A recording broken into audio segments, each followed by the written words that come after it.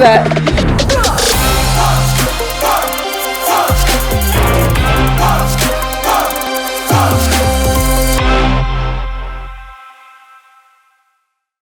So, tell me, have you faced racism yourself? Oh, for sure, 100%. Like since I was a kid, I've been hearing that this the go back to your country, Really? the you smell like curry, or have you finished like cleaning the offices, or how much do I take for a blowjob? Because as an immigrant, I can only be a prostitute or a cleaning lady. Shit. Like so many things like that. Like I used to think when I was a kid that I had no future. That I had to get married and I would stay at home, or I would maybe get a teaching job or something very simple. But I never thought that I would become a rapper. Like, Wow. never know. I had like no expectations for myself, and because there were like so many taboos as well, and I wasn't allowed to like express the fact that maybe I had depression or maybe I was suffering because I was growing up without a father figure. Also, Right. so I had to like work on all that. And I started working when I was 14, so I couldn't like hang out with my friends. What was your first job like? I used to teach. Oh, wow. What were you teaching? English and Spanish. Oh, Yeah. you were the Spanish teacher. Yeah. Wow. So I used to teach these little kids. Then I started teaching adults, and I would come home at 4:00 in the afternoon. I would teach from 5 to like 9. Okay. And then I would like go to my dance classes and then go to sleep, and I would wake up at 4:00 in the morning to do my homework. And at that point, I was earning money, and then I was helping my mom out. And my brother, like, for example, he used to ask me money to go to the cinema and stuff like that. But I always felt like I didn't really have, like, a childhood kind of a thing, because I was always, like, so That was focused your on work. hustle. Yeah. Wow. But that's why I'm so addicted to work now. Like, I cannot take a holiday. Right. I can't go on vacation and, like, not work. I always need to, like, be hustling and grinding. And I'm like, okay, how can I make this better? And it becomes an addiction. It's crazy, but it's But true. it's a great addiction, right? Don't you feel? It's good if you know your flaws and you know how to control it. Wow. Right now, I'm still learning how to control it, like let go sometimes when things don't work out. Because, Right. when you put so much personal effort in things, especially when you rap, it's your personal story. It's your name. Tracy De Sa is my real name. It's my name and my surname. So there's a lot of, like, personal shit in there. So it's like sometimes you want credit, you want the merit for it, you want people to applaud you for what you've done, because people don't understand where I come from. A lot of people are like, oh, she's another rapper, she's from France, okay, easy for her. Bro, nothing was easy in my life, but Yeah. I feel like I made it. I think probably, there is one thing which a lot of people look at. It's like, if you are from another country, there is like, oh, she would have got this, she would have got that. She's from not from a third world country. Things were not easy for her. Things were not easy for you. Things are not easy for other people also, which people need sure. to understand. For sure. I I think that the thing is that we should stop comparing ourselves to each other. We Absolutely. all go through struggles. Everybody has their own struggles, and everybody has a way of getting that out or not. I think that what I respect the most is seeing a person that is happy for you. Wow.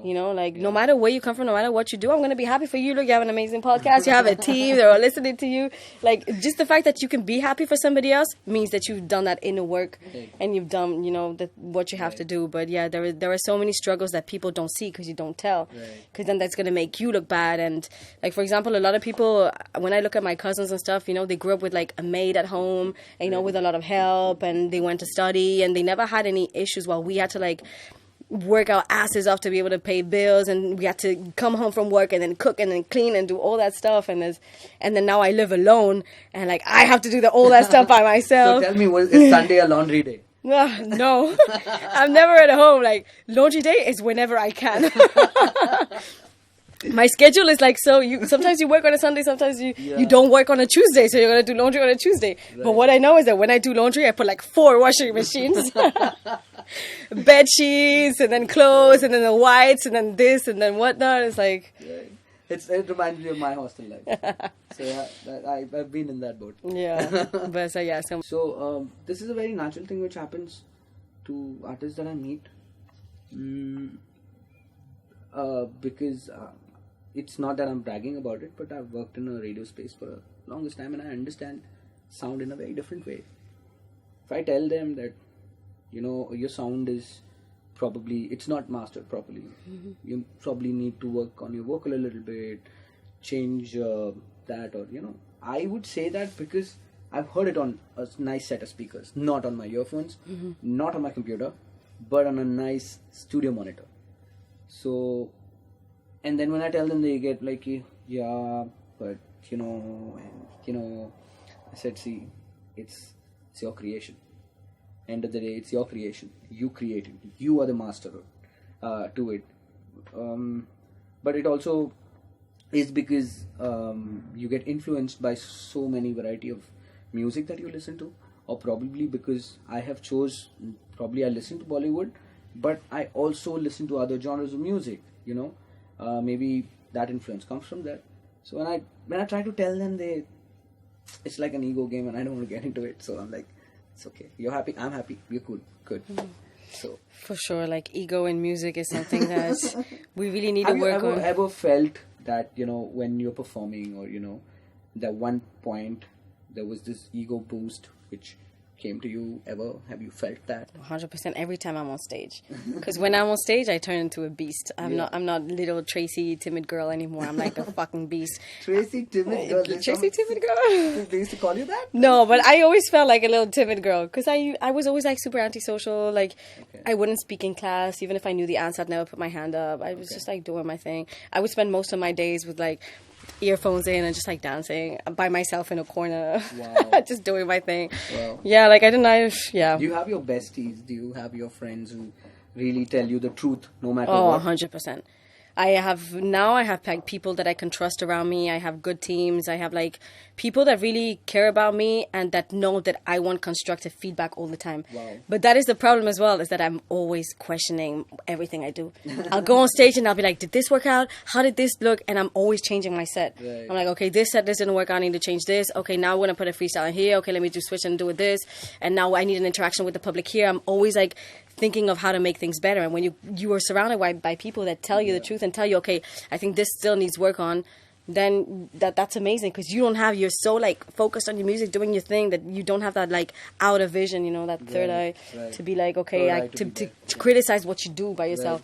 Right. And I get that ego part, because it's so frustrating when you spend so many hours doing something and then people are like, okay, it's not perfect. Right. And it's like, but I want it to be perfect, and I try to make it perfect, but it's not. And it's acceptable. You can say, okay, I couldn't do this time, but I'll make sure my mastering is better next time.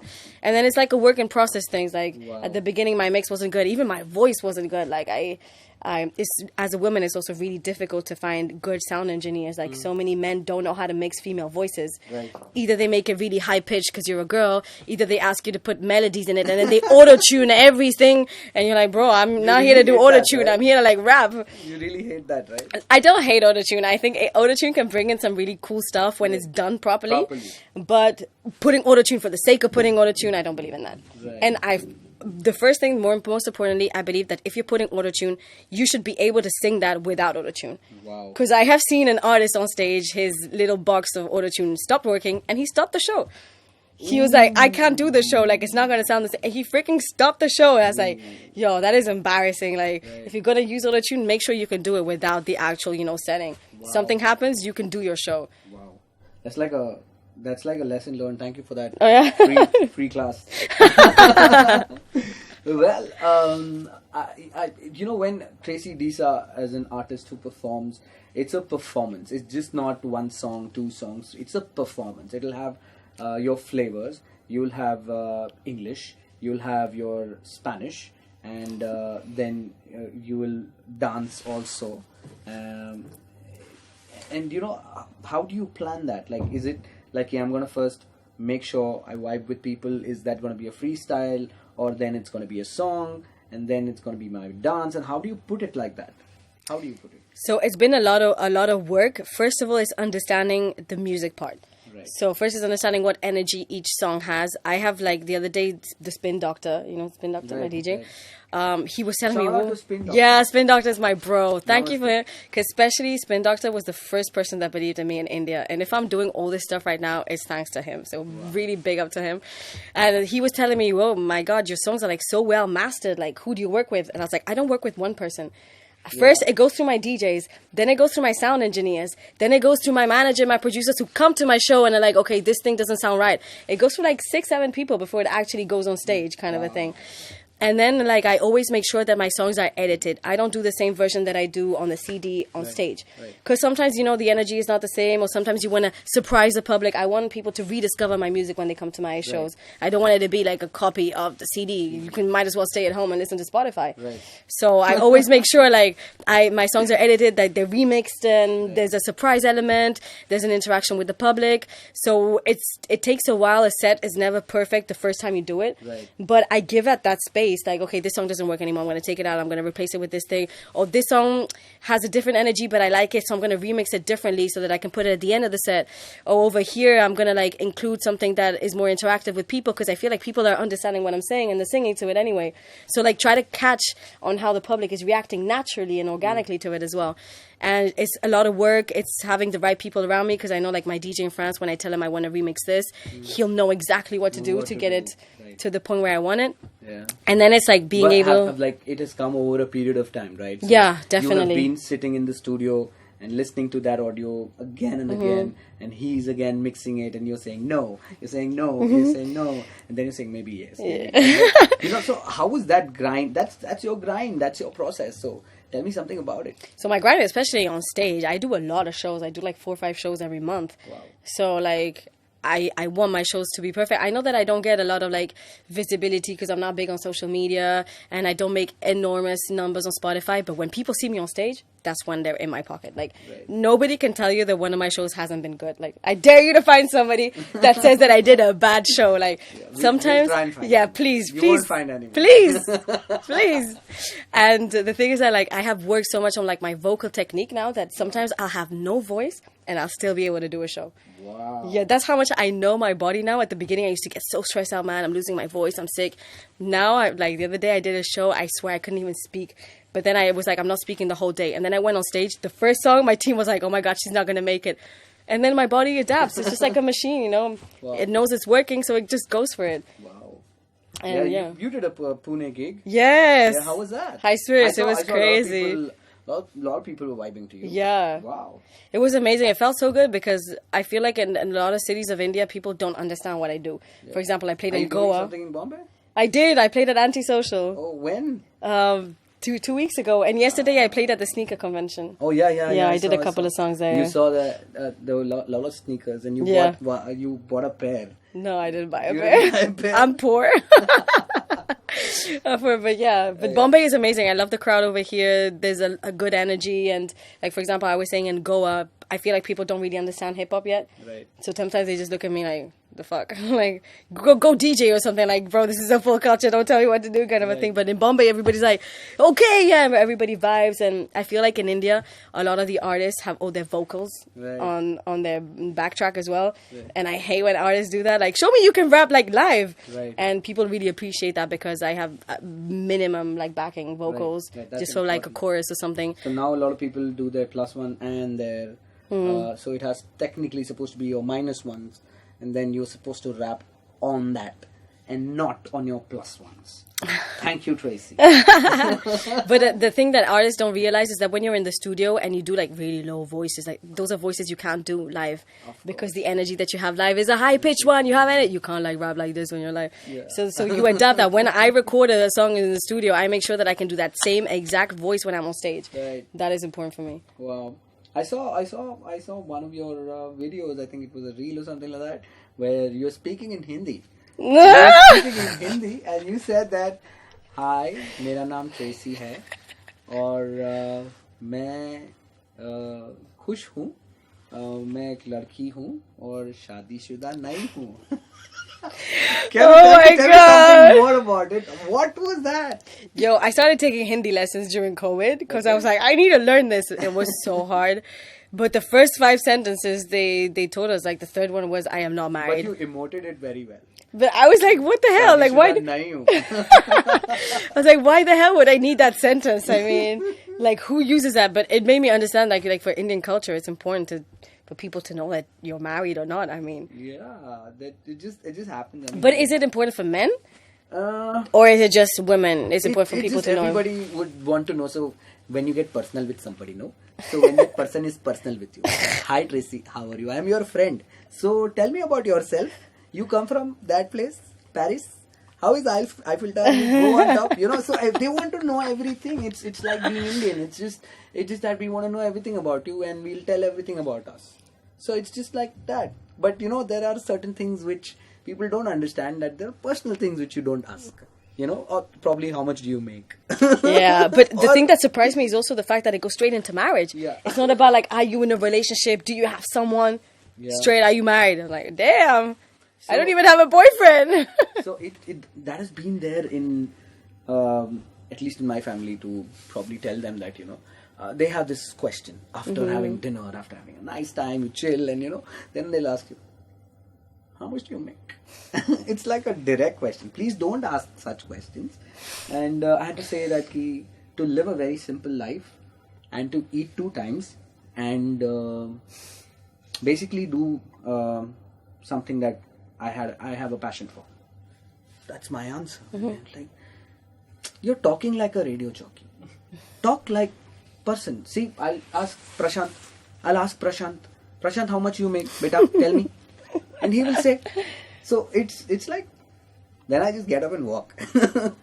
So yeah, coming to Hustle 2.0 is started, and one artist that you collaborated with is a judge, a squadron leader, and it's DMC's Dynamite. Yes. Right? So tell me something more about your collaboration. There were 2 other people also who collaborated on that track. How did that happen? Yeah, so DMC is my girl. So I came to India for the first time in 2018. Not for the first time, but to Bombay for the first time in 2018. And I think I used to already follow DMC, so I hit her up and I was like, yo, I want to do this track and do it like, because I did a track called Rickshaw. Right. And in my album, and I was like, I have to do a remix of Rickshaw with like people that actually take rickshaws, you know, kind of thing. So then I came over here and then I started I contacted 3 artists and they all said yes. Right. So it was DMC, Parry G, and Shez. Right. And I brought them into the studio. That was like the first time we were seeing each other. Wow. And it was really, really cool. DMC is amazing. I love her energy and I've seen her grown. Right. Like I've seen her like growing during these last 3 years, and we have like so many conversations about like how hard it is to be a woman. Right. And I felt that I've also like brought like that female energy into her life, because I've always like been so open with my clothing and my sexuality, even though before I used to wear only baggy clothes because I wanted all the guys in the game to respect me. Right. I didn't want them to see me as a woman. Right. And we also had those conversations because she was also like very baggy and stuff as Right. well. And now we're both like touching our feminine side and showing that in the music videos, and it's really empowering. And to see her on MTV Hustle, and that's amazing, man. I know she's going to kill it. Yeah. And I hope that people understand that, you know, just because she's the only girl as a squad leader, you shouldn't undermine her and you shouldn't underestimate her, because she's got her thing and she can kill all of you guys if you don't respect her. Yeah, I think there's another artist called QK, and she's the one with the swag, I think. She was wearing a sari. Okay. And she was wearing sneakers on them. Oh, nice. That was damn cool. That was some swag, and she was rapping also amazingly well. Amazing. So yeah, it's so cool to see so many girls coming up now that are rapping. It's so amazing to see that. Yeah. Do you wanna probably do something, because you spoke about rap right now? What do you wanna do? I don't know. We wanna just hit a few lines if you want to. Okay, you're gonna beatbox? Yeah. Okay, let's do it.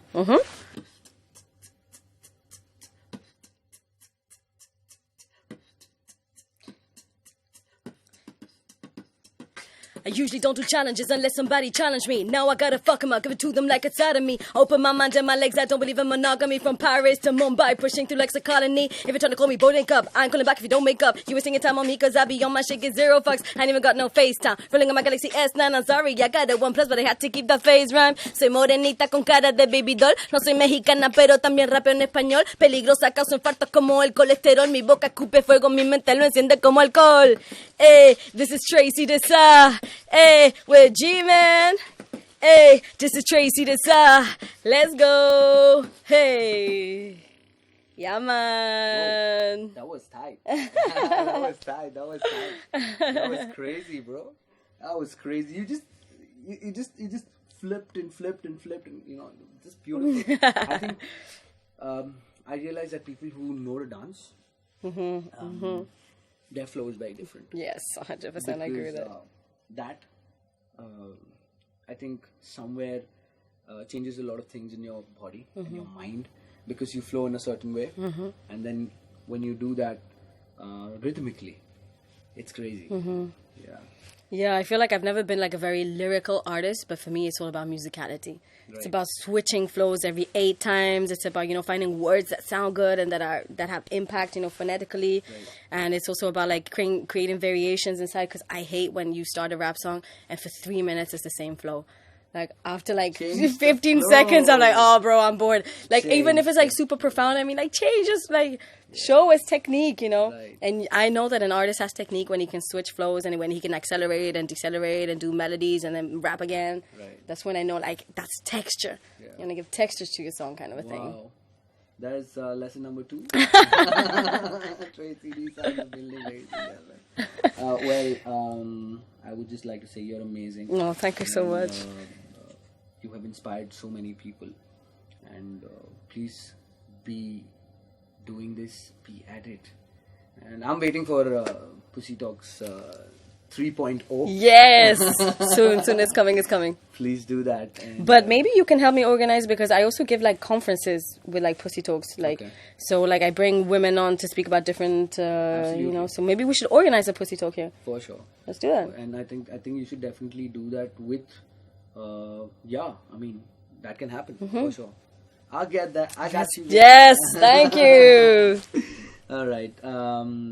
Hey, you guys heard him say that, huh? Yeah, Okay, yeah, so I'm gonna come back next year and I'm gonna tell, hey, remember when you said this? Yeah. Then I'll play this and say that we did it. Exactly, for sure. Yeah. You want to say some things you want to say that's been there in your heart for India or people who are listening to us right now? Just say that no matter how much people are gonna judge me about if I'm Indian or not, I am Indian. Whatever I do is Indian. India is inside me, no matter if I speak the language or not. So I'm gonna stop trying to prove that I'm Indian. I'm just gonna be who I am, Right. and that's we it. totally forgot this. I think we should do this small game kind of thing. I'm gonna tell a couple of words. Okay. Okay. You have to guess what the words are. Oh damn! Um. You're gonna make me look like a real tourist now, huh? No. Because obviously you get a chance also, right? It's equality, correct? Of course, yeah. All right. You go first. Okay, so I give you like a word in a One different word, language. and I will probably French or Spanish. English, I'll understand. Then I'll try to guess what that is. Okay, let me find a word. Damn. Okay, you probably know what this is. Coño. Coño. Coño. Coño. Coño. Is it bum? Close. What is it? It's a vagina. Okay. Close enough. That's Spanish. Close enough. All Coño. right. Okay. Now my word. Okay, oh damn. Pani ka nalka. That is not one word. Okay. Okay, pani is water. Yeah. So water, Nalka. water in... Tap. Oh, a tap water. Yeah. Pani ka nalka is tap. Oh, okay. So that's where the water comes out. So it's called pani ka nalka. Okay. Or null. Okay. It's called. No, okay. Yeah. That's the tap. Now you go. Okay, Chemin. Shome. Okay. Shome. Is it something to eat? Nope. Is it something to wear? Kinda.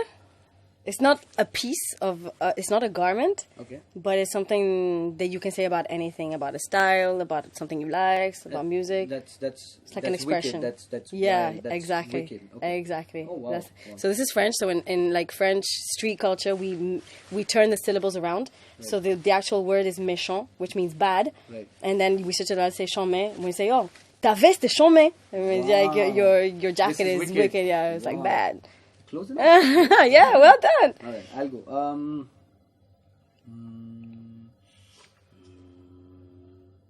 Khamoshi. Hamoshi? Khamoshi. Kamoshi? Yeah. You guess. No idea. Is it like an expression as well? Yeah. it Okay. is, it is. Is it a bad thing? No, it's Positive? yeah. Means it's cool? It depends. Okay. Close enough. It's It's khamoshi. like calm. It's like chill. Yeah, close enough. It's silence. Oh, silence. Damn. This is very profound. Very profound. No, I need some kamoshi in my life. I need men that are kamoshi also. Yeah. About him? Yeah, that's he's crazy, man. I mean, he's inspired. Buffalo Soldier. Well, now, you go. Poder. Poder. Poder. Is it a cuss word? It's a word that you just said. You said it without thinking. That's why you don't remember. Cuss word. No. Cuss. I think he knows. No. It's power. Oh. Power in Spanish is poder.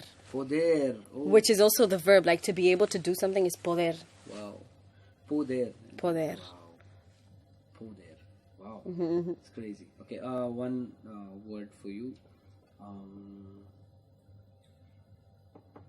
Sehen Shakti. Sehen Shakti. You got it right? Okay, Sehen Shakti. Sehen Shakti. Okay, that's probably like a... It's like, मेरी सहन शक्ति बहुत है. My ability to tolerate things. Oh, Sehen damn. Shakti. Okay. My ability to... Sehen Tolerance. Shakti. Okay. Tolerance. Okay. Sehen Shakti. That's nice. Yeah. That's amazing. All right. Well, Tracy De Sa, I love you much. Thank you for so who much. you are. Thank you for the support. And thank you so much for coming here and chilling with me. Thank you. It's been a great time. For sure. I know maybe you come down next year, maybe whenever it is right. Maybe if I'm there, I'll definitely want to catch you perform somewhere. For sure. You have to come, man. Yeah. You can get on stage. We'll do something on stage. Let's do that. When was the last time you were on stage? I was last month. Yeah. Oh, easy then. Yeah. Nice. This the man who's shooting us right now. He's the man. That gets you on Behind stage? all of that. Yeah. And of course, Ansh. Nice. Amazing. Good team. Yeah. So, thank you so much for coming. And, alright, ladies and gentlemen, that was Tracy De Sa. Please follow her on Instagram as Tracy De Sa. Again, TracyDesa. Please. And go check out Pussy Talks. It's amazing. For sure. Yeah. So this was Jman signing off. My podcast. It's called Off Air with Jman. It's an indie music focused podcast. And today we had Tracy. Let's go. Thank you so much.